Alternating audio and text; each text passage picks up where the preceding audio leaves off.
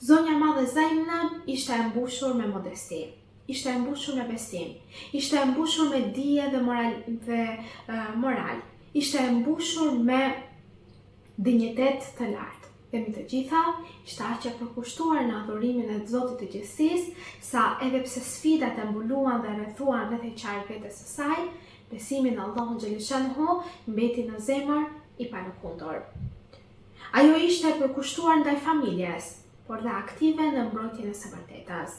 Zonja e Madhe Zainab ishte e butë në zemër, por e palëkundur përballë padrejtësisë.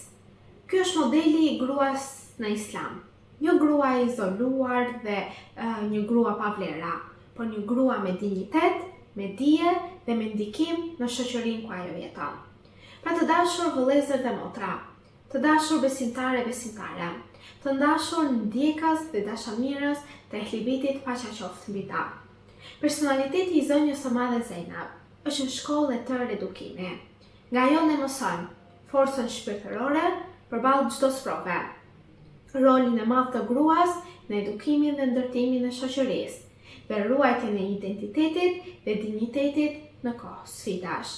Nëse Imam Huseini paqja qoftë mbi ta është simboli i sakrificës, atëherë zonja e Madhe Zainab është simboli i qëndresës dhe i transmetimit të mesazhit të Ashuras.